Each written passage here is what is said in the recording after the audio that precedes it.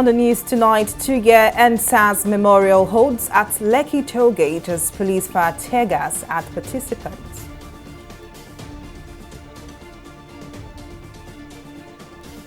Buhari sacks NDDC sole administrator, approves constitution of new board.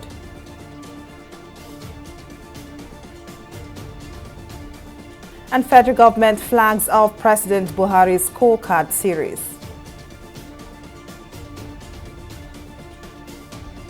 Well, many thanks for joining us on News Now. I am Folashade Ogurinde. It's been 2 years since the ill-fated nationwide #NSAS protest against police brutality took place and the alleged killing of protesters by men of the Nigerian army at the Lekki Tollgate on October 20, 2020 to mark the second anniversary of those who lost their lives during the demonstrations against police brutality. Nigerian entertainers and rights activists led thousands of protesters in a procession through the toll gate. The train also showed up with dummy coffins as a symbol to represent the sacrifice made by victims who lost their lives to the cause. Hundreds of Nigerians had gathered at the toll gate, holding banners, placards and signs while chanting anti-government songs. Presidential candidate of the 2023 election, Omoyele Sowore, also joined the procession. The NSAS movement, however, ended abruptly after security forces fired tear gas. They also deployed water cannons to disperse the gathering. There are people who they kill October 20, 2020. And then we call here, can't remember. That is why we are here. Yes. Government, they try to deny, say it happened. But we will never let that happen. Yes. I will not be saying, but I beg, I know I'm going to stop here. Hold on first. We don't want to make anybody make this movement saying that political anything, maybe campaign, maybe anything. And we don't want DMA, we just block road for everybody. So these coffins over there, more carry these coffins, more carry them, go to it. These coffins are very symbolic. Now here where they kill our people. So we could drop this coffin for them, make them get out, and them get out. So I beg, more carry these coffins, go drop out for the people. Where they carried out the killings, the hideous and criminal way they dispose of the bodies. Some of them were never found by their family. They threw some in the water. They went and buried some in unmarked graves, and generally ensured that nobody had access to a lot of bodies. But we have access to the injured. We have access to those who have been mentally ruined by that experience, because the worst part of the massacre was that most of the protesters were displaying the Nigerian flag and singing the national anthem. That in itself is a desecration of those symbols. So the crimes are plenty. Well, to discuss this further, Evan Tufeli, legal expert and political commentator, joins me now. Thank you very much for joining us. Now, what would you say has changed in the last 2 years since the protest was held? Would you say the #NSAS protest achieved a lot or little? Well, today marks a memorial of the demise comrades or heroes who fought against police brutality in Nigeria at the NSAS protests at the Lekki Tollgate in Lagos, Nigeria. That very night, I was at the protest ground, and I am a true witness of what transpired on that day.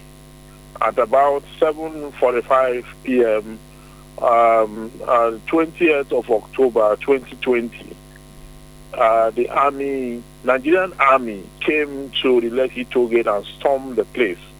We had the Nigerian flags. We were chanting victory. We were chanting songs. Talking about, singing about the greatness of our country when the Nigerian army opened fire at citizens, opened fire at us. They shot sporadically straight into the crowd and shot people dead. They picked the bodies and then disappear with the bodies. Today, we mark that memorial. We will never forget. We will never forget that day where we sang the national anthem. We We signed the national pledge while the soldiers of this country shot at us, shot at citizens and killed citizens of this country. We will never forget the brutality. We will never forget that we went out to protest against police brutality, and then the soldiers came with brutality. We will never forget that we stood that night. We tried to rescue some of the victims. Were overwhelmed by the state forces, and the sovereign came hard on her citizens. Now, Evans, sorry to interrupt you there. A report released today by Amnesty International has revealed that more than 40 participants arrested during the protest 2 years ago are still locked up in various prisons across the country. Now, quickly tell us, what does this say about the country's judicial system? Yeah, there are persons who were arrested since that time who are still awaiting trial.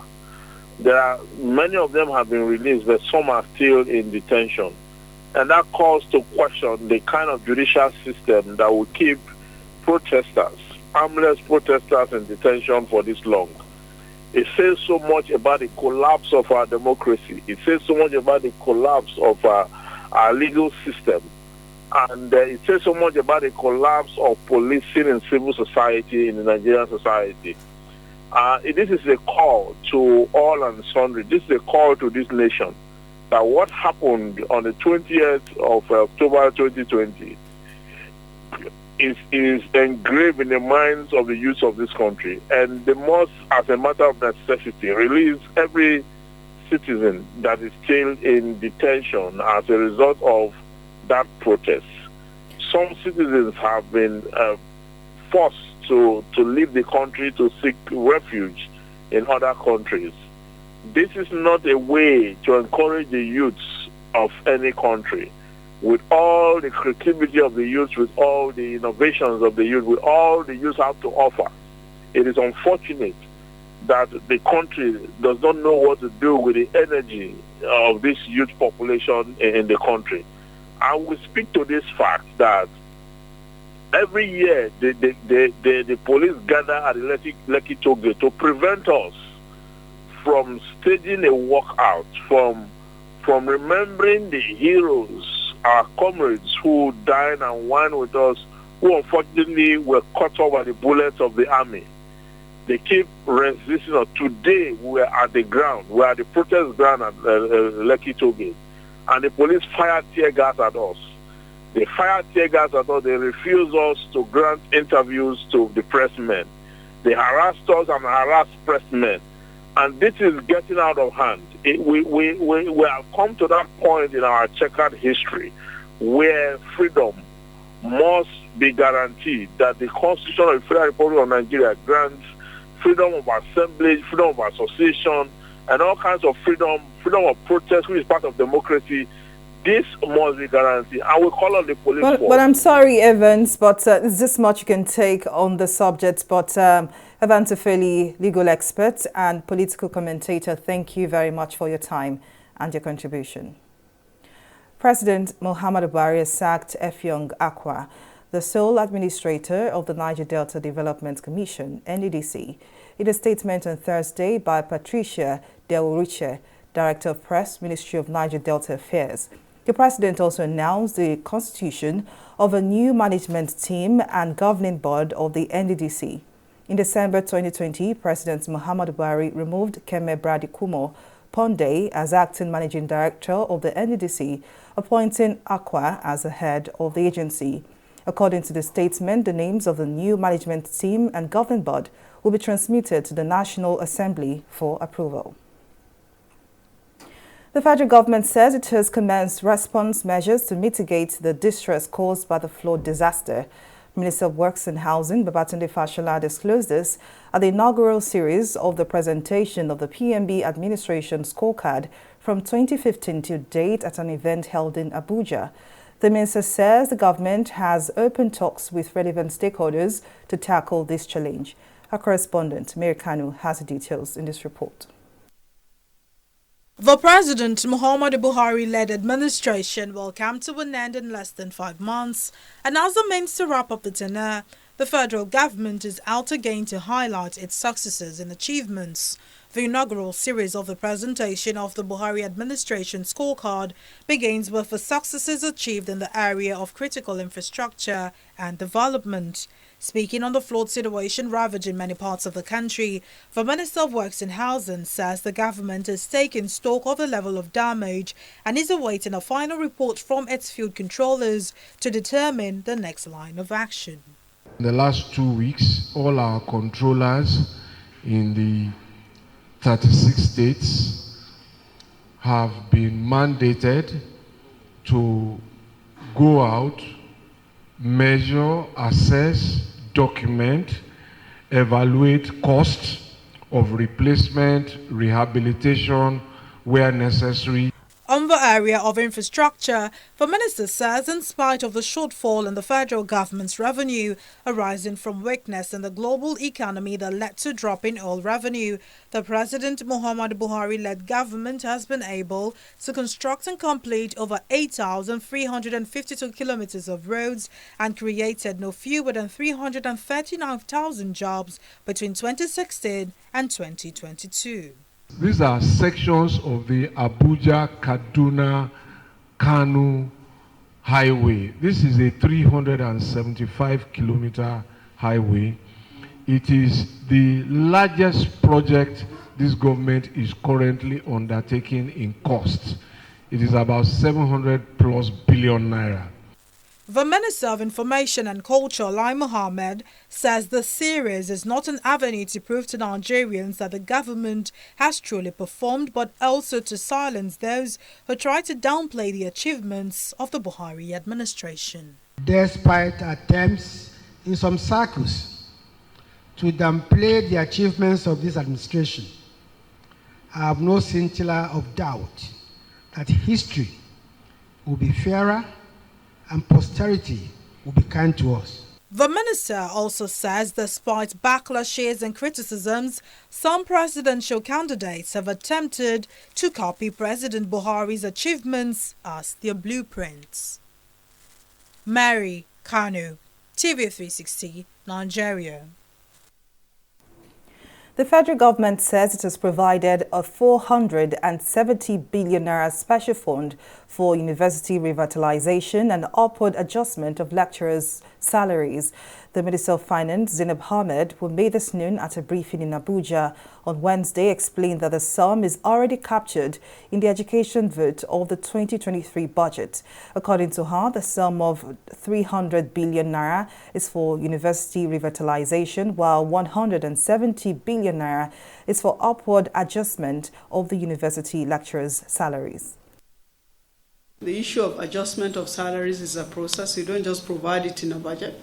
There's a negotiation process that usually ensues before it is done. And we are beginning to increasingly hear this need to revisit the issue of the adjustments of the salaries of the public servants. Let me also remind us that, was it 3 years ago now, that we did the minimum wage adjustments. The minimum wage adjustment, when we started the negotiation, was just supposed to be for the public servants that were earning 18,000 naira. And we were supposed to move their salaries to 30,000 naira. But what happened was we ended up with what the service calls consequential adjustments. So the permanent secretaries here also had their salaries adjusted. So all through the service, including parastatals, all had consequential adjustments as a result of that minimum wage adjustment. The point is it requires a lot of resources to do that. It requires negotiation and being able to carefully calculate how much it will cost and how it will be funded.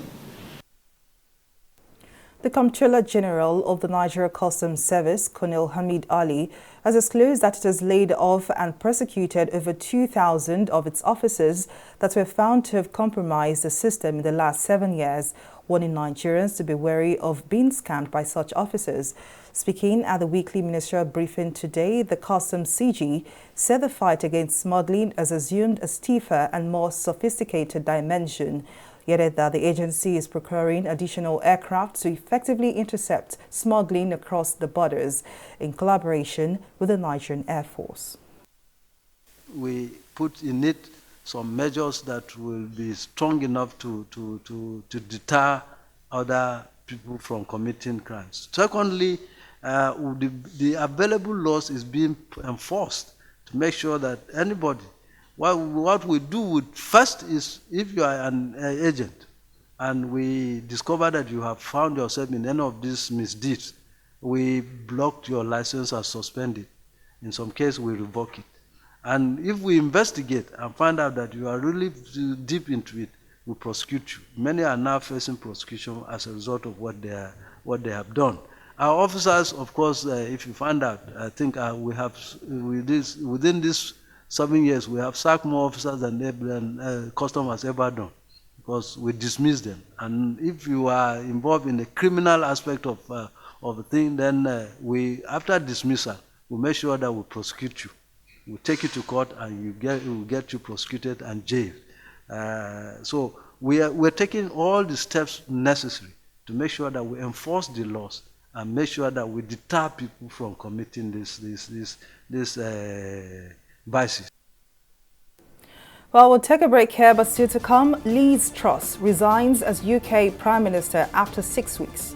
Details of this story and more right after this break.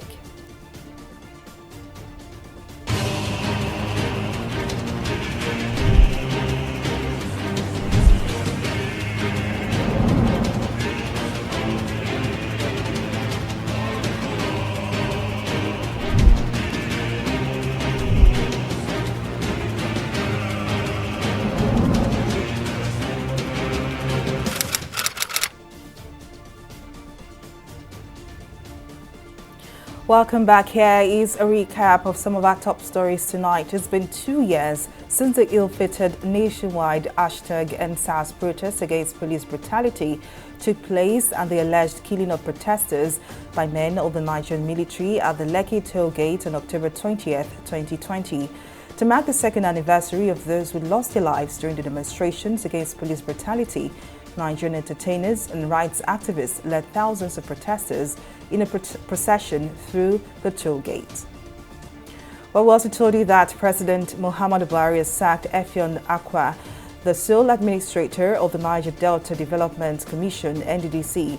In a statement on Thursday by Patricia Delworiche, Director of Press, Ministry of Niger Delta Affairs, the President also announced the constitution of a new management team and governing board of the NDDC. Well, in case you missed any of our news bulletin or for more updates, do log on to our website on www.tv360nigeria.com. You can also follow us on our social media platforms on Twitter, Instagram, YouTube and Google Plus at TV360 Nigeria. On Facebook, we are TV360 Online.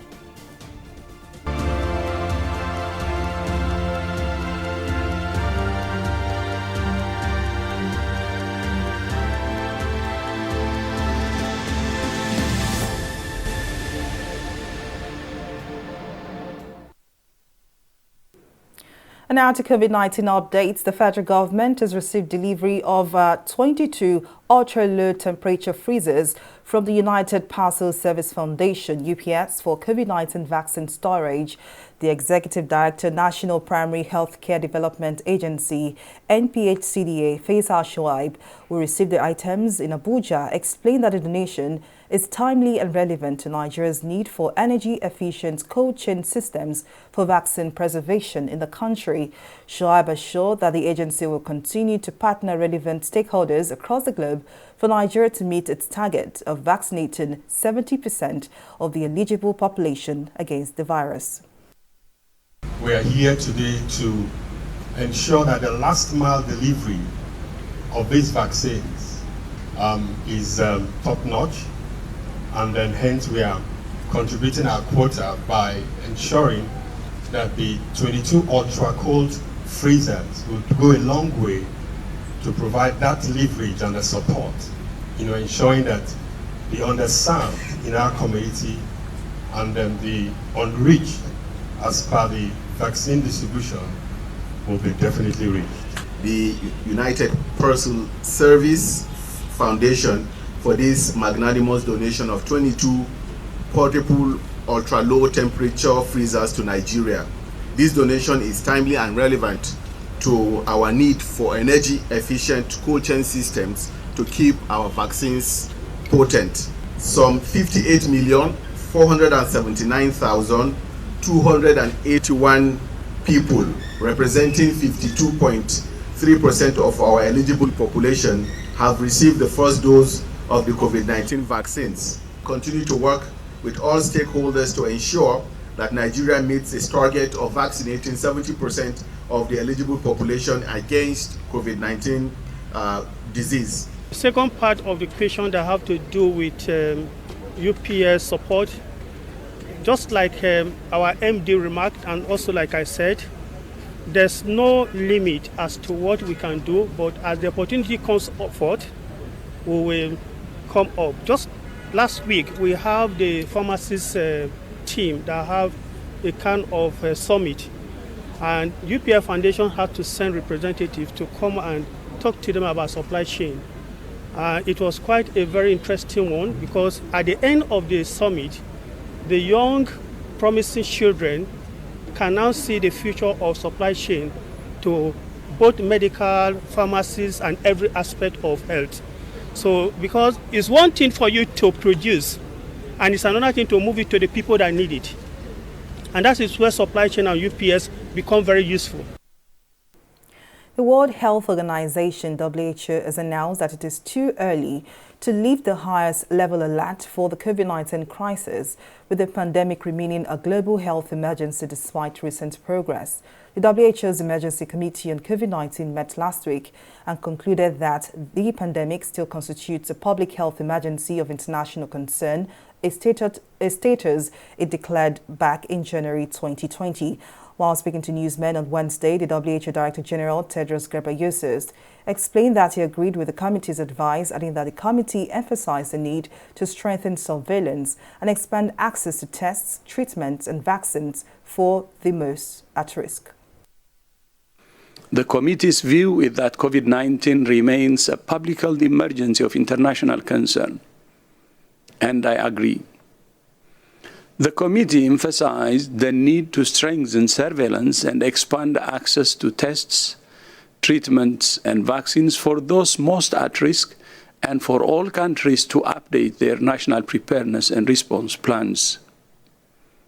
While the global situation has obviously improved since the pandemic began, the virus continues to change, and there remain many risks and uncertainties. This pandemic has surprised us before and very well could again. I will take a breather here and return with more stories and business. To stay with us.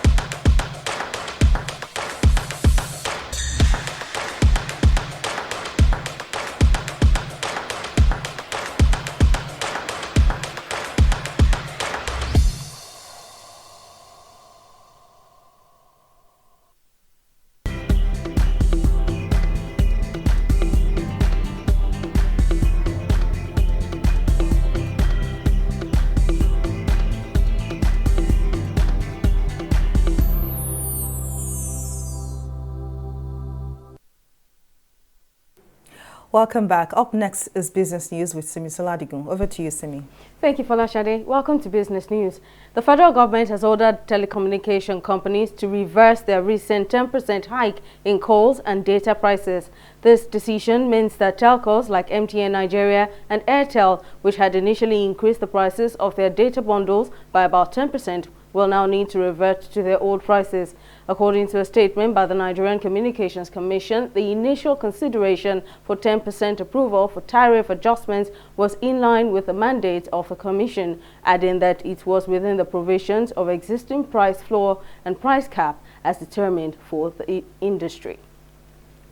We'll go on a short break here and be back with Stock Market Report.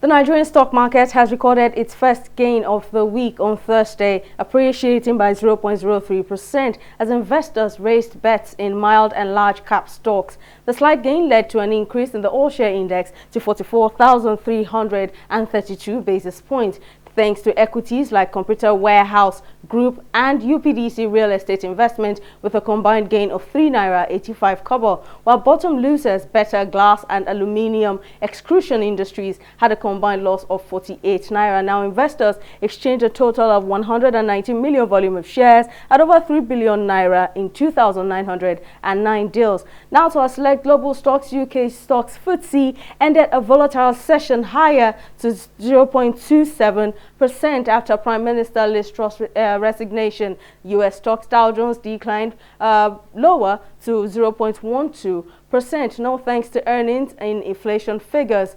Japan's Nikkei, on the other hand, also declined at the close of trade as losses in the gas and water, mining and finance and investment sectors led shares lower to 0.92%. That's a non-stock market report. Back to you, Folashade. Well, many thanks to Ms. Salan on the foreign scene. Just a month and a half after taking office, British Prime Minister Liz Truss has announced a resignation and said a successor would be elected by the end of next week. In a speech, Truss said her resignation is as a result of her inability to deliver the mandate on which she was elected by the Conservative Party. Thursday's development came after a new Chancellor of the Exchequer, Jeremy Hunt, rolled back virtually all over economic agenda. I came into office at a time of great economic and international instability.